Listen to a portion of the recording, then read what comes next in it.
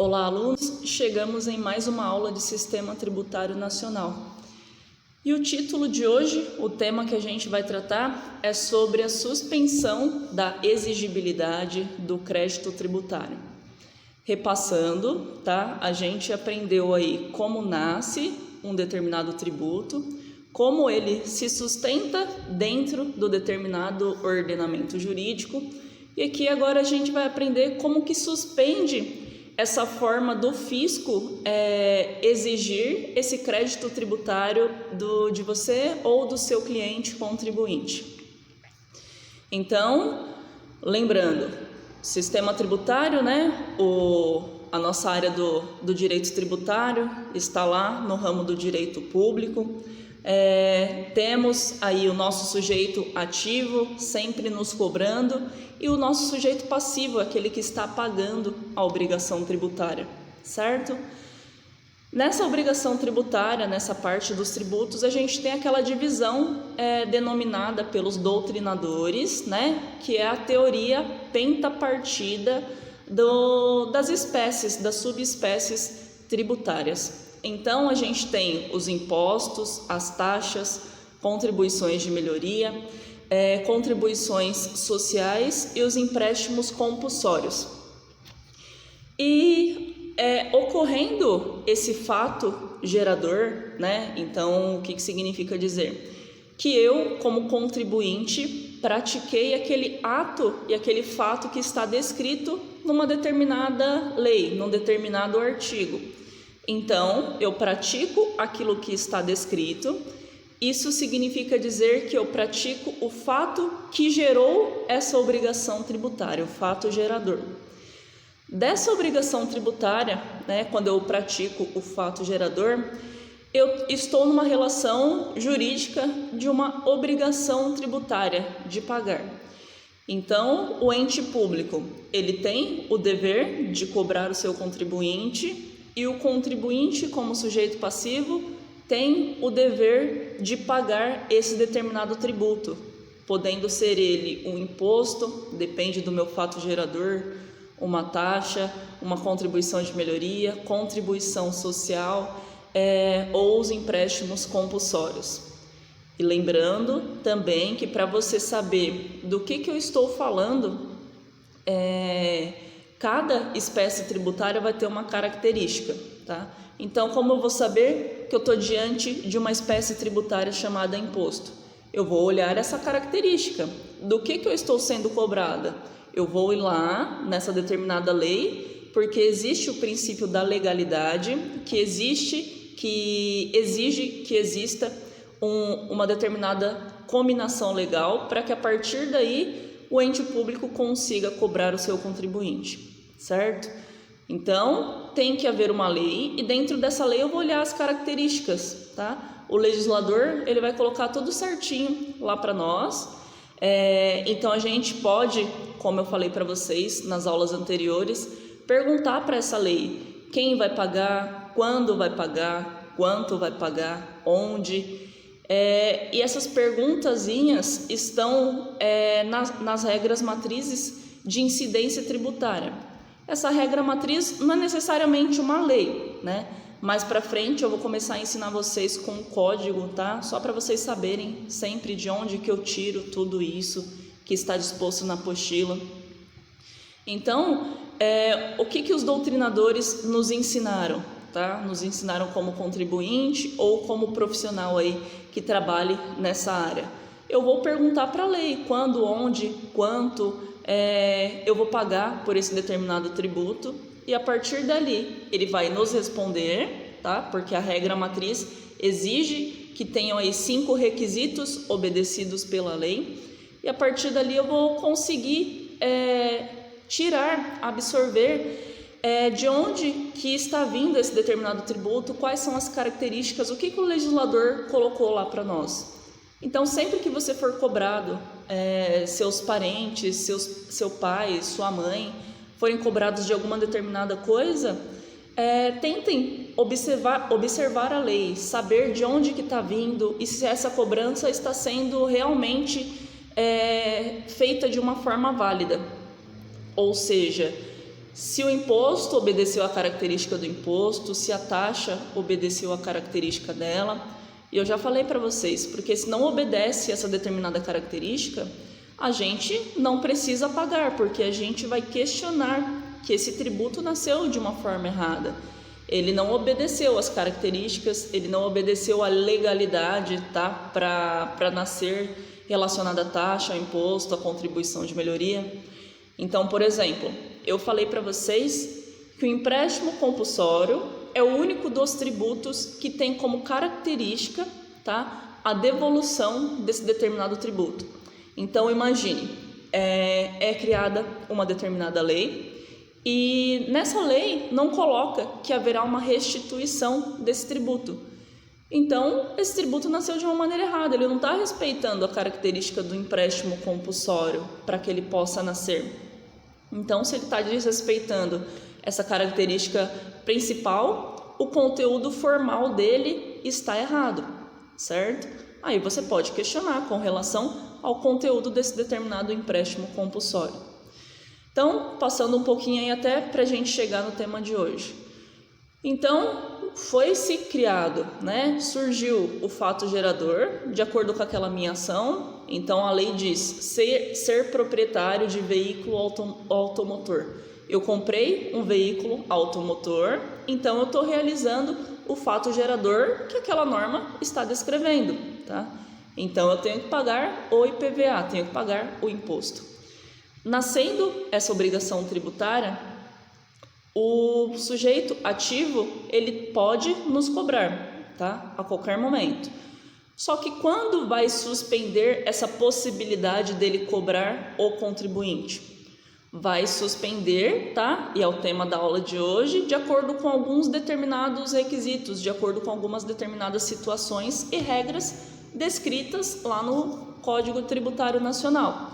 Eu vou explicar o conceito para vocês do que seja essa suspensão de exigibilidade e vou falar para vocês quando que isso acontece, tá? Se tem uma determinada obrigação e se o sujeito ativo pode nos cobrar, como que a gente vai suspender essa determinada cobrança? Então, precisa ser necessário alguma determinada ação humana para que seja suspenso, tá? Lembrando que não pode confundir aí a suspensão com a forma de cessar esse pagamento do tributo, tá? A suspensão não se confunde com a extinção. A extinção é um tema um pouquinho mais para frente. Estou na apostila, na página de número 48, então vocês devem acompanhar comigo, tá? Para ficar mais fácil o entendimento de vocês. E, se possível, aí sempre anotando aquilo que eu estou falando, tá? Um resumão daquilo que vocês entenderam. Começando lá, suspensão da exigibilidade do crédito tributário. Então, no primeiro parágrafo, está descrito da seguinte forma: depois de constituído o crédito tributário, por meio do competente lançamento, este passa a ser exigível, passível de inscrição em dívida ativa e executável. Então, aqui eu falei para vocês que esse crédito tributário, ele se dá mediante o lançamento. O que significa o lançamento? O lançamento é quando a administração pública, ela verifica que você realizou o fato gerador e ela lança no sistema que você é obrigado a pagar aquele determinado tributo porque você realizou o fato gerador da obrigação tributária, tá? Então, ela lança lá no sistema, ela faz a cobrança mediante o carnezinho que chega na residência de vocês, que chega na residência do contribuinte, tá? Todavia, pode o crédito tributário, devidamente constituído, ter sua exigibilidade suspensa. E essa exigibilidade, eu já perguntei para vocês até em algumas provas, e está disposta lá no artigo 151 do Código Tributário Nacional. E eu sempre, e já pedi para vocês algumas vezes, façam a leitura do Código Seco. É importante para vocês. Nessa área tributária, algumas pessoas não têm essa afinidade tão grande mas o Código Tributário Nacional ele é curtinho, então você consegue terminar aí um dia lendo o Código Tributário Nacional de uma forma bem rápida, bem tranquila. Então, façam isso como exercício, é importante para vocês. Suspender, aqui de um modo bem básico, tá? Eu coloquei aqui para vocês. Significa paralisar momentaneamente e depois retomar de onde parou. Destarte, a causa suspensiva de exigibilidade do crédito é passageira e não induz a recontagem. Pois, diferente da interrupção, uma vez que nesta, quando cessada a causa interruptiva, a contagem reiniciará do zero. Então, aqui é uma paralisação de momento. Você suspende por um momento essa forma de exigir o crédito tributário, tá?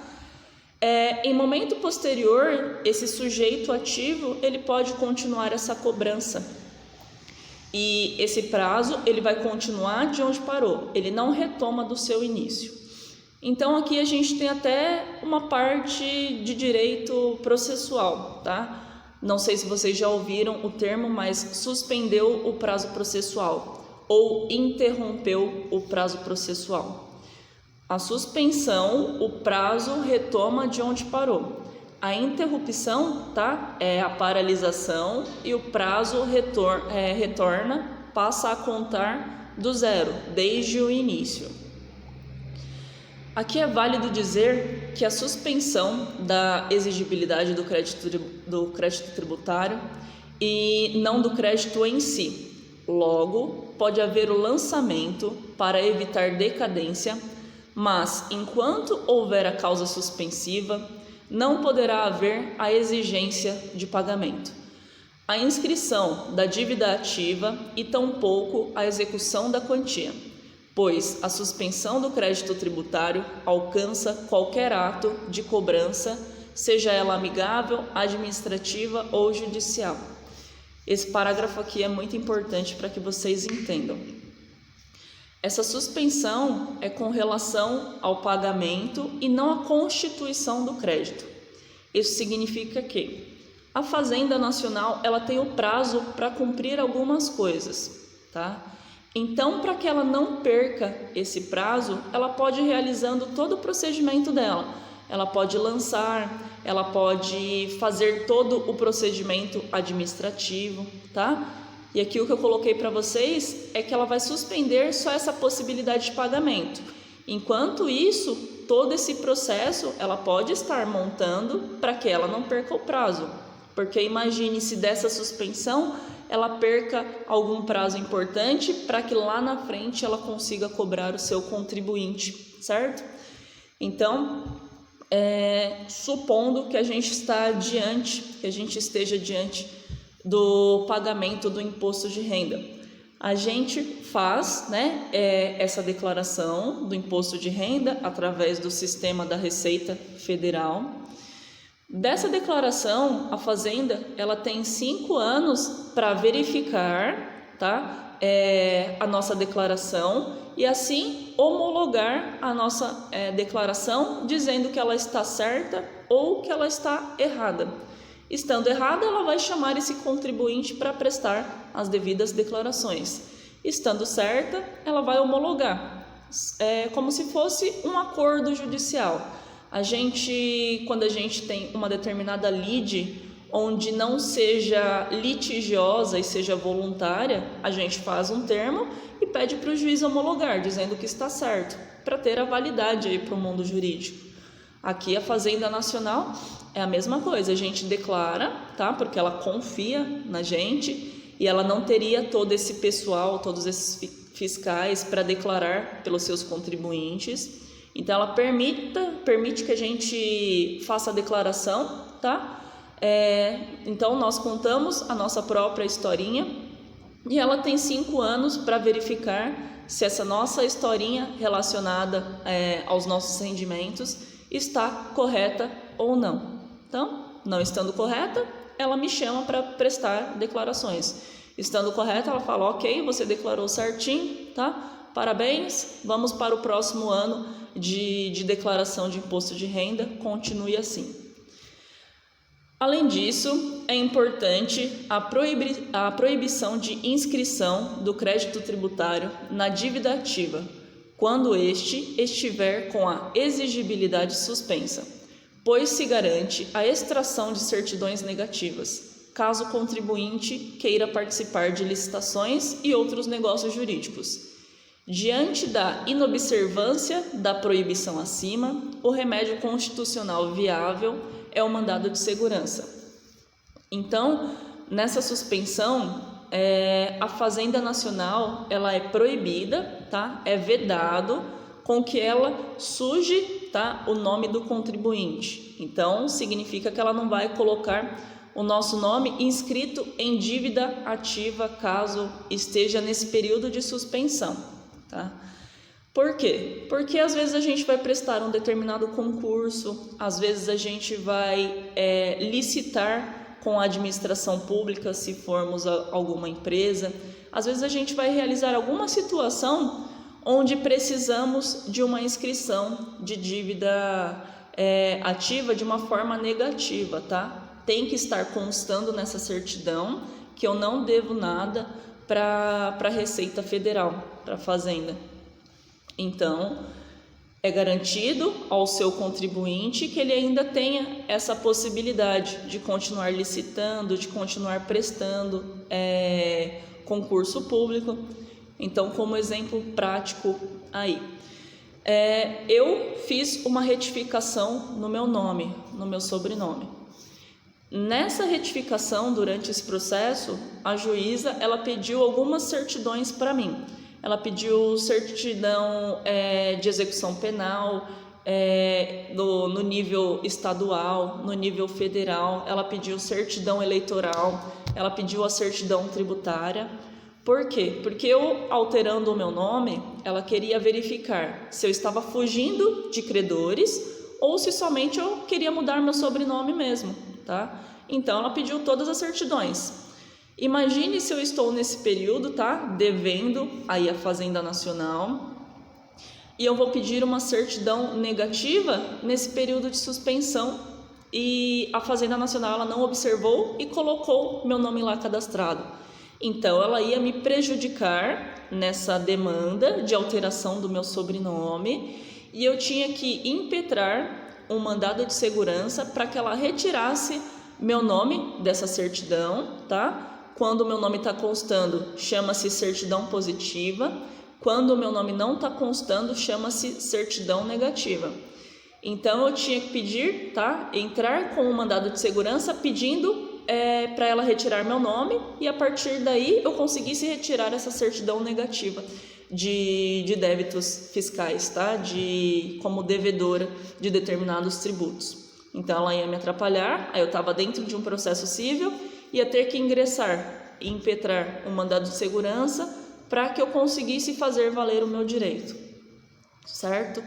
Então, aqui a inobservância ia acabar me prejudicando. Aí a magistrada, a juíza ia entender que eu estou fugindo dos meus credores, tentando alterar o meu nome aí nessa situação, certo? Então, mais uma vez, certidão constando meu nome como devedora é a certidão positiva. Certidão constando que eu não sou devedora, não tendo lá que me desabone, nada constando. Então, uma certidão negativa nesse caso, certo? Então, espero que vocês estejam fazendo as anotações de vocês, tá? Sinceramente, façam isso como dever de casa. E essa certidão é como se fosse uma certidão mesmo, de nascimento, onde constam os seus dados. Ou uma certidão aí de pessoa física ou jurídica que esteja devendo determinada instituição de crédito, instituição bancária, e consta lá no órgão de proteção, tá? Que seria o Serasa. Então, a gente tem que estar com o nosso nome limpo nessa situação, tá? E suspendendo a exigibilidade, a gente consegue retirar essa certidão normalmente. Talvez agora vocês não entendam a necessidade dessa certidão, mas, por exemplo, se eu estou com uma empresa muito grande que ela precisa contratar com o Estado de São Paulo, tá? Uma determinada obra, e nessa licitação ela precisa dessa certidão. Esse contrato que ela vai licitar vale milhões para elas. Então, imagine o transtorno que vai causar se a fazenda ela não observar que esse contribuinte está nesse período de suspensão e faz constar o nome dela nessa certidão.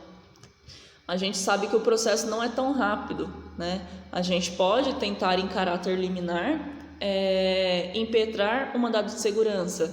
Só que se essa licitação tiver um prazo bem menor, mais reduzido, mais curto, a gente acaba prejudicando, tá? E além disso, essa empresa vai ter também que pagar os honorários advocatícios do seu advogado. Então é custoso também. Além de tempo, ela vai perder dinheiro contratando o advogado. A gente aqui, de uma forma resumida, a gente vai ver algumas hipóteses que são taxativas de suspensão da exigibilidade do crédito tributário. Então, mais uma vez, se você quer acompanhar com a apostila e com o código, vocês vão iniciar lá no artigo 151, que é o Código Tributário Nacional. Então é importante que vocês saibam enumerar quais são essas possibilidades de suspender que esse crédito seja exigível do seu contribuinte. O item 1, que esse artigo 151 diz para a gente, a primeira possibilidade de suspensão é a moratória. A moratória, ela versa sobre a dilação do prazo para o pagamento do tributo. Logo, uma vez concedida, tem-se a extensão do prazo para adimplemento da obrigação tributária. A moratória é dada em circunstâncias excepcionais, como calamidade pública e desastres naturais. É excepcional, pois, em regra, o ente público, deve-se respeitar o princípio da indisponibilidade dos bens públicos, ainda que não esteja renunciando ao pagamento, há retardamento deste impacta no orçamento. Então, aqui a gente tem o princípio da indisponibilidade do direito público e a moratória, ela vai contra esse princípio, eles batem de frente.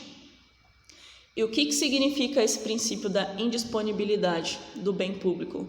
Quando você está devendo um determinado valor de tributo, esse valor, esse crédito, ele é um bem público que o ente, o sujeito ativo, ele não pode abrir mão, é indisponível, não está disponível para ele renunciar ou não.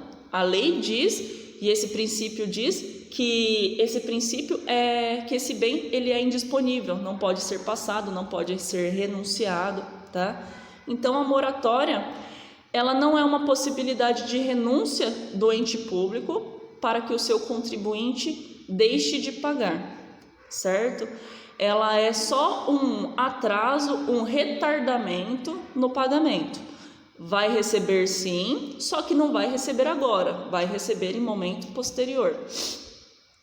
Aqui nesse período de pandemia, a gente teve um exemplo com relação a isso. A gente teve esse exemplo no IPTU e a gente também teve esse exemplo no imposto de renda. Então, o imposto de renda, ele era para ser declarado até o início de junho. De acordo com esse período de calamidade, houve-se a moratória e os contribuintes conseguiram declarar até o final de julho, Então, aqui é uma situação de urgência, de calamidade pública. Então, o governo, ele pode atrasar esse pagamento. Ele não está falando para você, olha, contribuinte, você não vai pagar. Contribuinte, você vai pagar, só que não agora. Como está ocorrendo aí uma situação bem gravosa, bem dificultante com relação principalmente ao seu lado financeiro, então eu vou adiar. Ao invés de me pagar agora em junho, você vai me pagar em julho, tá bom? Tudo bem que o contribuinte não tem muita voz, O contribuinte só tem que concordar e pagar. Mas a gente teve esse exemplo aqui nesse período de pandemia. houve-se a moratória, porque são em situações excepcionais, tá? A regra é que faça e que pague na data estipulada pela lei. Mas, em caráter excepcional, em forma de exceção, o governo retardou todos os pagamentos e o governo retardou, inclusive, o lançamento aí do imposto de renda, certo? Então, a moratória é só uma dilação do prazo, tá jogando um pouquinho mais para frente para pagar em momento posterior. Então, aqui, nesse exemplo prático, era para ser pago em junho, só que foi pago em julho. Nesse período, tá, de junho a julho, o governo ele não poderia colocar o seu nome como devedor, porque ele mesmo adiou esse prazo. Então, ele suspendeu esse prazo do seu lançamento e pagamento e te cobrou lá na frente.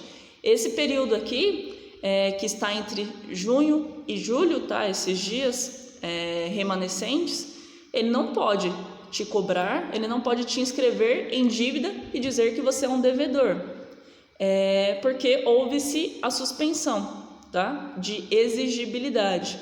Ele suspende essa possibilidade de te exigir esse pagamento, ele vai te exigir em momento posterior, tá? Acabou a suspensão, aí sim ele pode inscrever seu nome como devedor, tá, de dívida ativa do Estado. O item 2, outra possibilidade de suspender essa forma de exigir o seu tributo, que é o parcelamento. E o parcelamento é a hipótese de suspensão da exigibilidade do crédito tributário incluída no Código Tributário Nacional em 2001.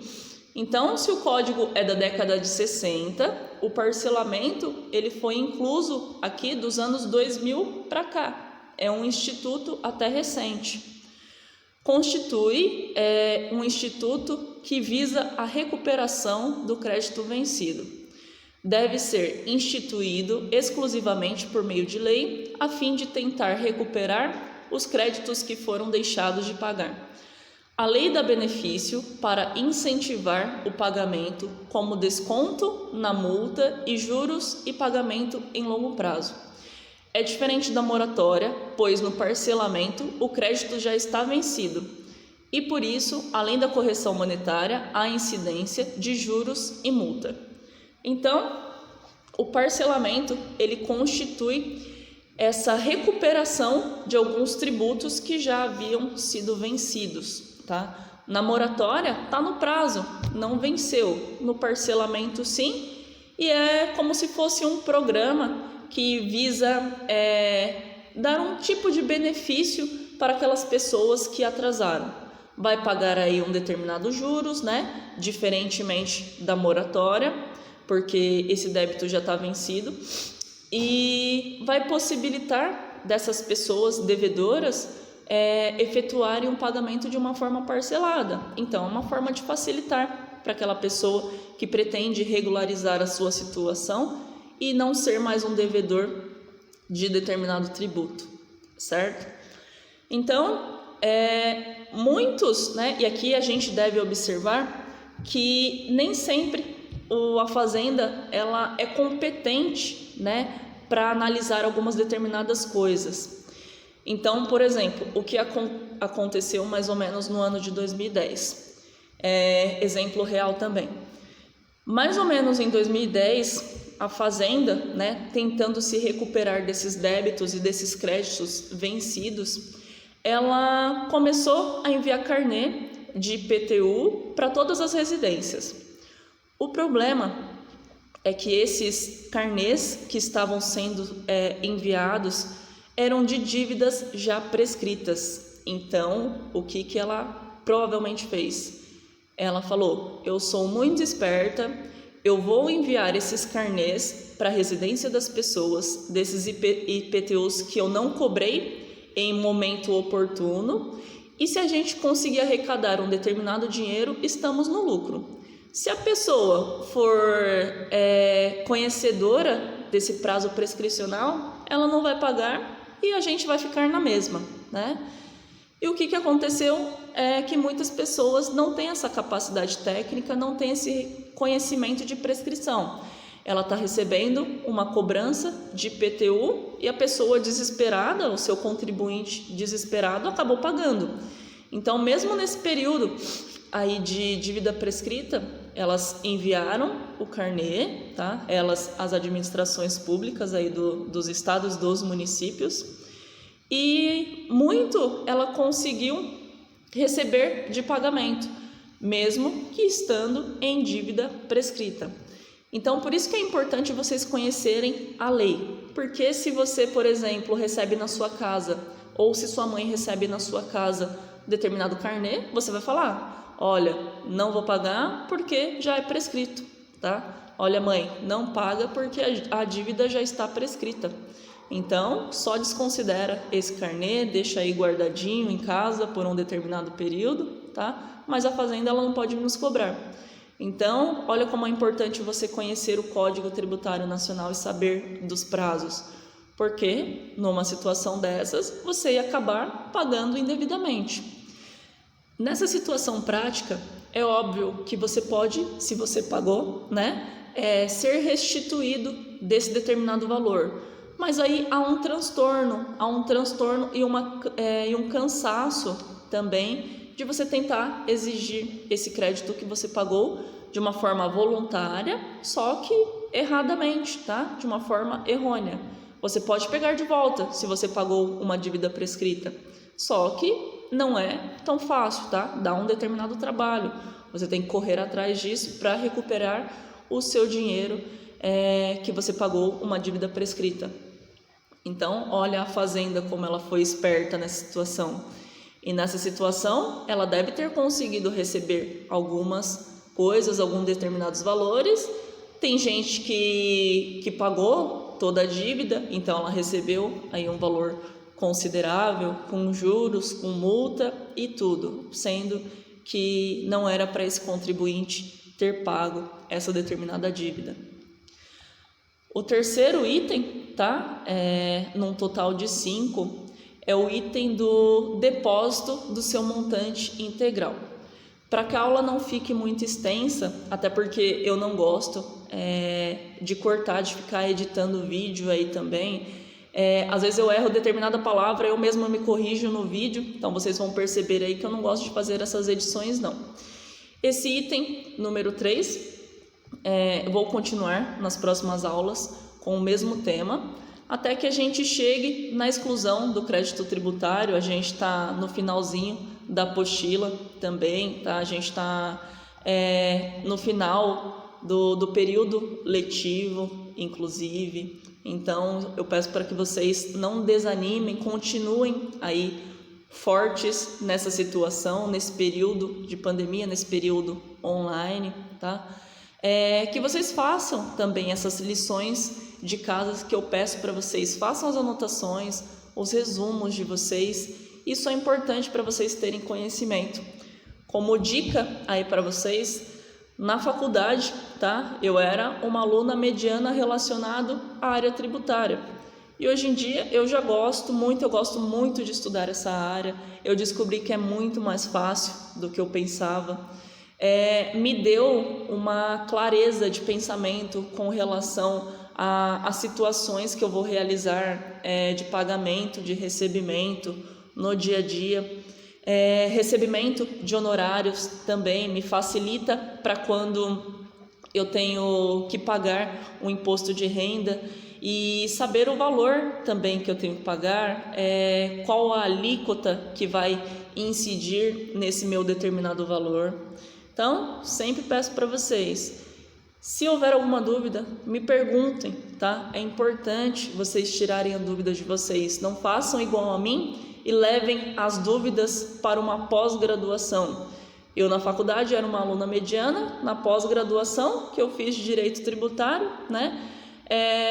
por eu não ter perguntado, eu me sentia num nível atrás dos demais alunos ainda que tinham contadores no meio, então para mim ficou muito mais difícil. Então, tirem as dúvidas de vocês, façam as anotações de vocês. Eu espero que vocês se cuidem aí e me chamem sempre que for necessário, tá bom? E um beijo a todos.